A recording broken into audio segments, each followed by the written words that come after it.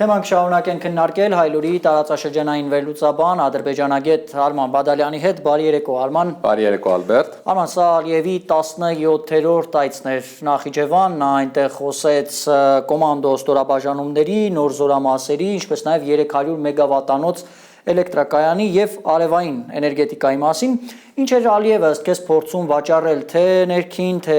արտաքին լսարանին։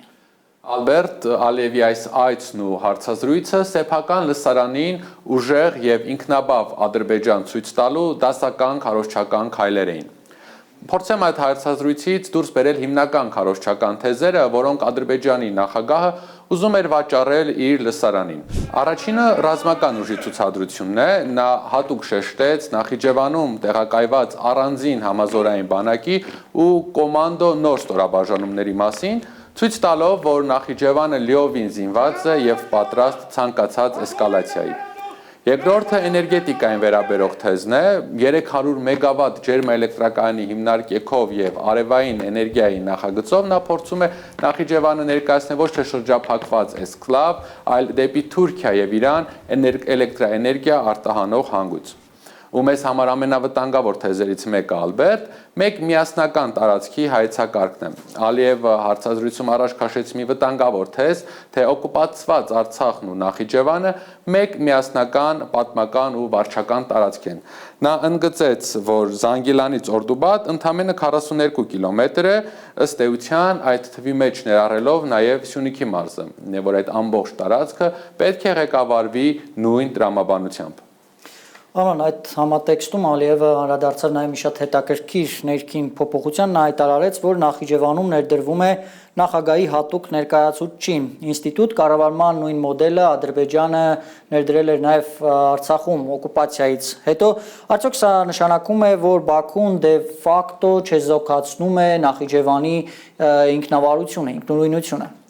Միանշանակ Ալբերտ, մենք ականատեսն ենք Նախիջևանի ինքնավար հանրապետության դե ֆակտո լուծարմանը եւ Բաքվի ուղիղ կառավարման հաստատմանը։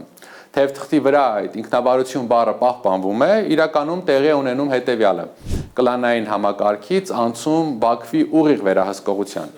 2022 թվականի դեկտեմբերին Նախիջևանը 27 տարի ղեկավարած Վասիվ Թալիբովի հեռացումից հետո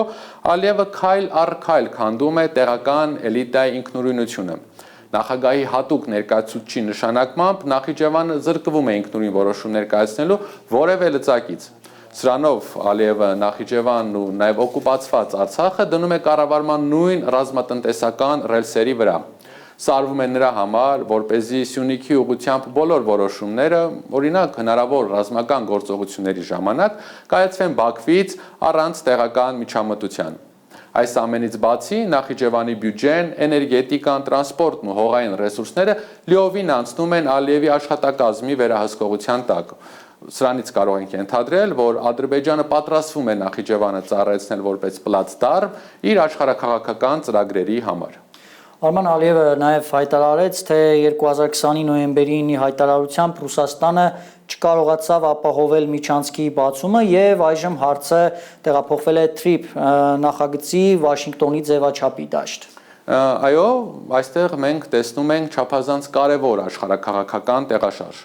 Ալիևը փաստացի խոստովանեց, որ 2020 թվականի նոյեմբերի 9-ի հայտարարության 9-րդ կետը, որտեղ վերահսկողությունը վստահված էր Ռուսաստանի Դաշնության անվտանգության դաշնային ծառայությանը, այլևս չի գործում։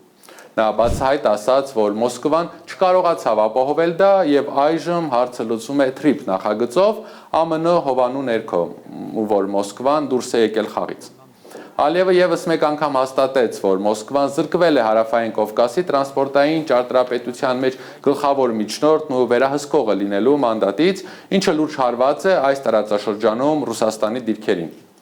Եթե մեկ նախադասությամբ ամփոփեմ, ապա Ալիևը վերահաստատեց, որ Ռուսաստանը կորցրել է իր ամենակարևոր լծակներից մեկը՝ միջնորդի վերահսկողի դերը, ինչը թույլ էր տալիս նրա ներկայությունն պահպանել թե Հայաստանում, թե Ադրբեջանի հետ հարաբերություններում։